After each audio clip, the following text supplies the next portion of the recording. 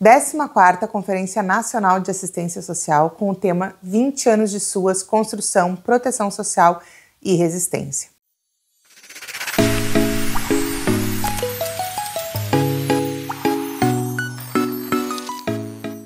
As conferências são o espaço mais plural que temos, onde reúnem simultaneamente gestores, tanto lideranças quanto assessores, trabalhadores de todos os níveis, de todas as funções e usuários da assistência social, que podem tanto participar como representantes de determinados grupos, representantes já organizados nos fóruns e, inclusive, participantes individualmente, usuários que queiram estar lá.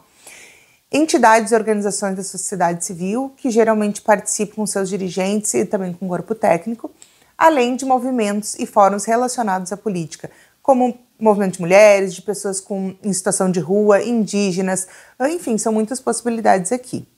O objetivo dessa conferência é avaliar os avanços, os desafios do SUAS nesses 20 anos.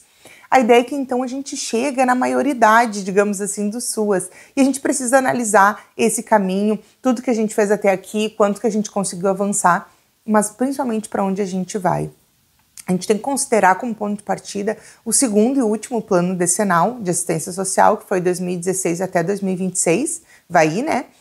E a ideia é que depois de passar nessas três instâncias, municipal, estadual e nacional, se tenha então um panorama dos desafios, das necessidades e de um conjunto de possíveis soluções que são levantadas nas deliberações da conferência. Isso vai ser a base para a construção do terceiro plano decenal de assistência social. Depois, a gente vai pegar cada um desses eixos para analisar juntas, mas só pelo nome dos eixos temáticos, tu já vê que existe uma grande densidade em cada ponto a ser discutido, e nesse sentido é bom fazer as conferências livres, como um aquecimento, vamos dizer assim, da conferência municipal. Então, tu pode ir pegando ali, ponto a ponto, nas conferências livres, os subtemas para contextualizar os desafios, sentidos na cidade mesmo, ali no âmbito local, aprofundar um pouco essa discussão, pensar em soluções. Na minha opinião, quando a gente deixa tudo para o momento da conferência em si, a participação de quem está mais distante da formulação da política fica muito prejudicada. Imagina que é um momento único em que todo mundo se divide em grupos por eixo, geralmente funciona assim, e nem todo mundo participa de todas as discussões. Só que cada grupo tem o seu ângulo de visão, os seus interesses, o seu nível de compreensão daqueles debates, e no momento da conferência não tem tempo de alinhar tudo isso. Ali é um pouco de discussão e deliberação. É muito mais um momento de encaminhamento do que de reflexão. Então fica aí a minha percepção, que eu queria compartilhar com vocês, e o meu desejo de que a gente consiga realmente fazer desse um caminho plural, maduro, de reflexão política, ética, que a gente pense a gestão do SUAS nos municípios de fato. E a partir então do vídeo de hoje, eu vou pegar cada um dos eixos por dia para trabalhar alguns desafios que eu percebo nos municípios, tanto pela minha atuação profissional quanto pela das mentoradas, e propor caminhos que ajudem vocês a pensar soluções especializadas para o município de vocês, para a realidade que vocês vivem. Então, eixo 1. Universalização do SUAS, acesso integral com equidade e respeito às diversidades. O primeiro desafio aqui é a rede socioassistencial, que ainda é insuficiente, mal distribuída, especialmente ali nos territórios rurais, tradicionais e periféricos. Não tem como comparar o que é o SUAS hoje em termos de capilaridade, de avanço, de alcance nos territórios em relação ao início, quando a gente não tinha nem ainda a estrutura de um sistema. Então, a nossa rede socioassistencial aumentou muito, chegou bem mais perto de quem precisa, porém, ainda não chegamos no patamar que se quer, e por isso esse ainda é um dos desafios muito atuais. Então, quando a gente pensa no alcance, na cobertura, a gente está considerando tanto as unidades públicas quanto aquelas entidades da sociedade civil que trabalham, que configuram a nossa rede privada no SUAS. Quando se pensa no alcance, se pensa na cobertura, a gente está considerando tanto as unidades públicas quanto aquelas entidades da sociedade civil que configuram a nossa rede privada. O ponto crucial é que a expansão não foi igualitária. A gente não se espalhou igualmente pelos territórios. As áreas em que encontramos maiores vazios de atendimento são justamente as áreas rurais, comunidades tradicionais, indígenas, quilombola e as demais, ou seja, são as regiões de fronteira, também de periferias urbanas, que têm uma densidade populacional maior, então são mais povoadas.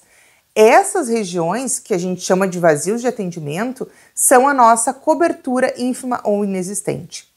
Quando pensamos em estar dentro dos territórios e acabar com vazios de atendimento, não significa colocar unidades, ou seja, estruturas físicas em todos os lugares. Inclusive porque estrategicamente a gente tira muitas vezes uma estrutura física de um lugar com uma alta demanda. Por exemplo, quando tem um nível de violência importante e que acaba levando insegurança para dentro do serviço. Então não é questão de colocar o CRAS, por exemplo, dentro da comunidade. Não é isso que define a cobertura. Ou seja, essa ausência não se refere apenas a uma falta de equipamento, mas principalmente a carência de equipes que estão qualificadas e com uma oferta adequada à realidade daquele local. A gente tem várias formas de chegar até a população mais periférica ou dessas comunidades, em locais menos povoados, por exemplo, ou nas comunidades tradicionais, sem que seja com uma unidade física.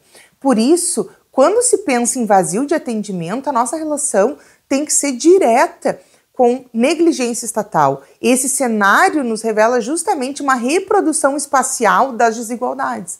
Então, a fragilidade na cobertura territorial não é um problema de logística, mas uma profunda violação do direito à proteção social, principalmente considerando que o SUAS é a maior referência na articulação de política para a oferta de proteção social integral.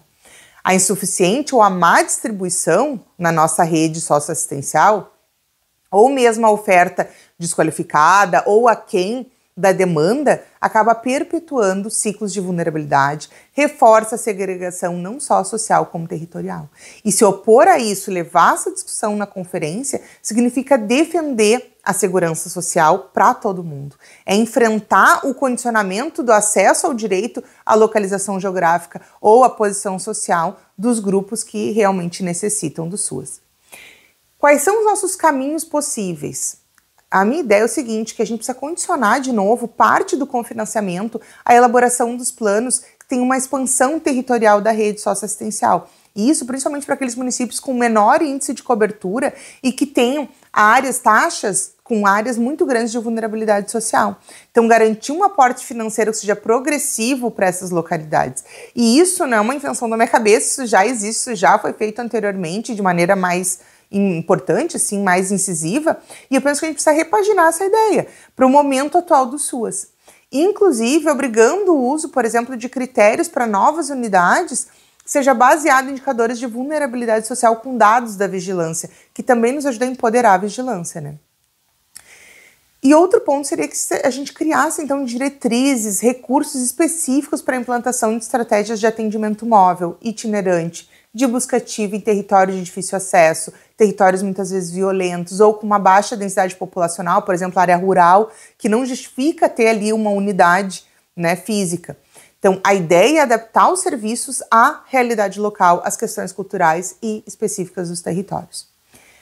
Outra questão aqui é a fragmentação, a baixa articulação entre o SUAS e as demais políticas públicas como um grande desafio. Não existe proteção social integral só com o SUAS.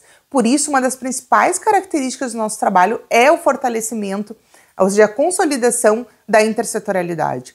Porém, na prática, no cotidiano dos serviços, ela ainda é fragmentada, baseada em relações pessoais, não institucionais e reflete nessa relação um caráter muitas vezes utilitário e pontual das políticas. Isso significa que a resposta para as desproteções mais complexas, segurança alimentar, insegurança alimentar, violência de gênero, problemas de saúde mental e vários outros, elas são setoriais e desarticuladas. Não tem um dono do problema porque são problemas sociais, do conjunto da sociedade, e por isso eles devem ser atendidos pelas políticas públicas como um todo, porque atravessam várias demandas. Então, a concepção de rede, muitas vezes, acaba se resumindo a encaminhamentos pontuais, sem uma construção conjunta de planos, nem uma compreensão compartilhada da raiz desses problemas. A gente sequer consegue compartilhar conceitos e concepções em rede. Então, o maior desafio é a invisibilidade das várias dimensões da vulnerabilidade. Pessoas e famílias são atendidas em pedaços, em porções do problema, entende? De maneira segmentada. Então, sem uma visão integral, enquanto aquele sujeito complexo, multifacetado, é isso. Então, mesmo com todo o empenho individual dos trabalhadores para romper uma lógica de culpabilização das famílias, a gente, enquanto gestor dessa política desarticulada, acaba reforçando a ideia de que a pobreza e a vulnerabilidade são problemas individuais e não fenômenos sociais e estruturais. O caminho possível que eu vejo é que a gente estabeleça comitês intersetoriais permanentes com representação de várias secretarias: assistência social, saúde, educação, habitação, meio ambiente, trabalho e renda, segurança alimentar, direitos humanos, enfim, aquelas que tem o município, com o objetivo de construir e monitorar planos de ação que sejam integrados, baseados em diagnósticos territoriais que sejam qualificados e que interligam dados de todas essas áreas. A gente precisa, com urgência, pensar planos de proteção social intersetoriais nos municípios. Então, articulados com os planos municipais da assistência e das outras políticas, é construir um fluxo de atendimento, de acompanhamento conjunto para aquelas famílias que necessitam desse aporte intersetorial. Entende que aí sim a gente organiza e estipula uma relação institucional. Ela não depende da boa relação pessoal para ele existir. Nesse mesmo sentido, podemos desenvolver, por exemplo, protocolos de atuação intersetorial com critérios para o compartilhamento de informações que muitas vezes parece um parto para a gente conseguir uma informação. Só de pensar que a gente pode, de maneira articulada, subsidiar as famílias na construção de projetos de vida, garantindo de fato a participação e o compromisso entre as várias políticas para que isso seja viável, para mim isso é um sonho. Então, e isso tem um benefício muito maior ainda se a gente estende, quando a gente pensa, por exemplo, em contextos de emergência e calamidade, em que, imagina só tu ter um comitê intersetorial, daria uma resposta muito mais rápida, muito mais efetiva para um caso de desastre. Um terceiro desafio aqui é a invisibilidade, a invisibilização, não reconhecimento de especificidades de grupos que são historicamente oprimidos e das diversas formas de desproteção social. Aqui a gente está num assunto super espinhoso, porém muito necessário. Muitas vezes se adota uma abordagem universalizante que contraditoriamente ignora a particularidade dos grupos com suas necessidades específicas. Uma forma de perceber isso é quando a gente tenta encaixar todo mundo num modelo de atendimento. Então se constrói protocolos, constrói diretrizes mais genéricas com a ideia de que a gente consegue botar todo mundo dentro do genérico. Só que na ponta tu esquece que tu tem trabalhadores esgotados, que estão sem nenhum tipo de capacitação continuada, então o genérico acaba virando o padrão. E aí não se considera profundamente a interseccionalidade das opressões. É que nesse contexto que tem surgido muitas manifestações de usuários de violência institucional, porque tem uma percepção da negação do direito à proteção social pela invisibilidade das diversas expressões de desigualdade e de opressão que aquela mesma pessoa vivencia. Então, muda, sim, a demanda e a resposta que a gente vai dar. Então, a gente precisa olhar para dentro e nos permitir ver que o SUAS também tem protagonizado percursos de humilhação e de revitimização dos usuários.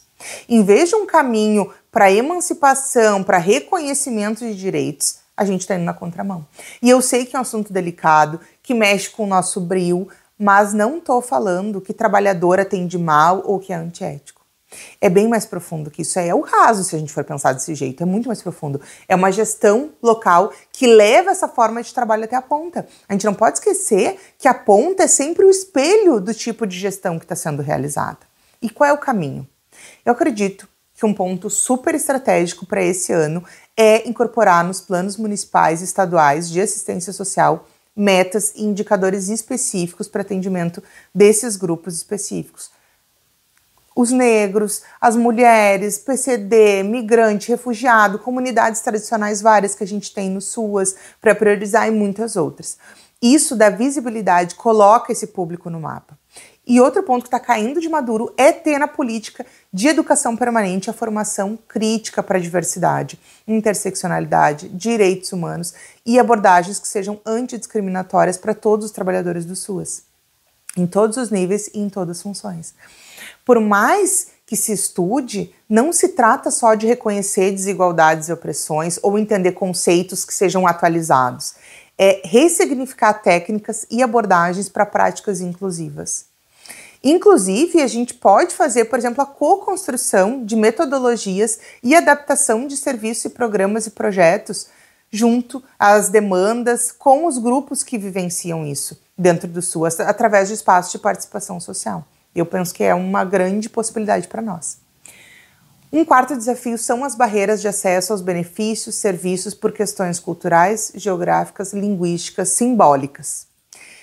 Além da ausência física dos equipamentos, o acesso aos serviços é muitas vezes dificultado por barreiras menos visíveis, vamos dizer assim. Quer dizer, por exemplo, a linguagem formal, técnica ou então burocrática, os horários de funcionamento que são totalmente restritivos. Se tu for pensar a disponibilidade que um trabalhador tem para comparecer num atendimento, a falta de acessibilidade para pessoas com deficiência, porque não se trata só de ter rampa ou largura de porta. Tu já atendeu uma pessoa com deficiência auditiva? Pois é. Então, a ausência de intérprete de Libras, de línguas indígenas e a burocracia muitas vezes ampliada e desnecessária em processos de cadastramento e de concessão de benefícios. Enfim, são muitas formas. E essas muitas outras situações também são formas de impedir ou afastar os usuários dos serviços. Então, para quem necessita tudo isso, acaba virando um grande obstáculo para acessar os direitos. Às vezes, o que o sistema exige é mais do que a pessoa pode oferecer em termos de tempo, de recursos e de conhecimento. Isso reforça a ideia de que a assistência é um favor e não uma obrigação estatal, porque no fim o usuário acaba dependendo da boa vontade de quem está atendendo, ou seja, dos trabalhadores do SUAS. E qual é o nosso caminho? Aqui também não tem receita de bolo, mas o básico bem feito está ótimo, tá? Então, tem que entrar nos nossos planos municipais de assistência social, metas que visem a desburocratização do SUAS, a adequação de materiais informativos para ter maior acessibilidade, investir na formação dos trabalhadores para atendimento desses grupos, que requerem sim uma acessibilidade específica para o direito à comunicação, que é a base para a gente viabilizar qualquer direito. Então esse para mim é um caminho possível, tá? Um quinto desafio é a fragilidade da participação social e do protagonismo dos usuários no serviço do SUAS. E essa problemática é a mais visível neste momento, quando tu pensa em ter usuários, por exemplo, na conferência, como é que funciona? Na maioria dos lugares, a gente chama quem já participa dos grupos, faz uma conversa, muitas vezes bem meia boca, e leva eles lá para o dia da conferência. Tu pode contar nos dedos da mão quantos usuários vão na qualidade de sujeito, participante, consciente do processo.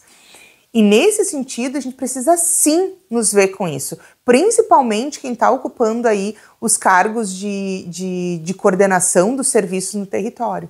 Eu tenho plena consciência de que isso deveria vir da gestão como diretriz, com protocolos, fluxos e mobilização. Só que eu estou em baixa, vamos dizer assim, com a minha expectativa, afinal a gente tem um avanço significativo aí de correntes mais conservadoras. Porém, no nível do território, pulsa muito a energia para canalizar, e aí eu vejo que uma grande possibilidade é as coordenações protagonizarem esse processo, de ampliar os espaços de participação junto com os usuários. A gente precisa avançar, né? Avançar dessa participação consultiva e mais formal, que muitas vezes acontece só quando a gente quer, para uma participação com real influência dos usuários nas decisões sobre o planejamento, sobre a execução e sobre a avaliação das ações, por exemplo. A democracia na gestão do SUAS é uma condição fundamental para a gente combater a desigualdade, porque é nela que se concretiza o poder popular sobre as políticas públicas. E para que isso aconteça, não pode ter só participação lá no conselho. Tem que ser um ato diário, tá dentro, incorporado nos serviços, permanente, vivo dentro dos territórios. E um caminho que eu vejo é a gente estimular, então, a criação dos fóruns permanentes de usuários. Fortalecer essa participação ativa em todos os âmbitos da política, inclusive no planejamento e na avaliação, nas ações de gestão até a ponta. E outra questão aqui que eu acho que é importante, outra ideia que eu adoro, é desenvolver programas de formação política e de direitos sociais específicos para os usuários do SUAS. Eu trabalho com formação política na parte comunitária desde 2011 e é muito legal. É muito potente para ampliar a compreensão sobre o sistema, sobre a sociedade, a organização do Estado, gerar processo de empoderamento, estimular o exercício do controle social e o protagonismo da comunidade na luta pela efetivação da política de assistência. Então, para mim é muito gratificante esse tipo de trabalho. E eu quero que tu me conte agora quais são os desafios que aparecem aí na tua cidade com relação a esse eixo. Me conta como vocês estão organizando a conferência. Tô louca para saber como é que está sendo essa conferência por todo o Brasil. Beijão!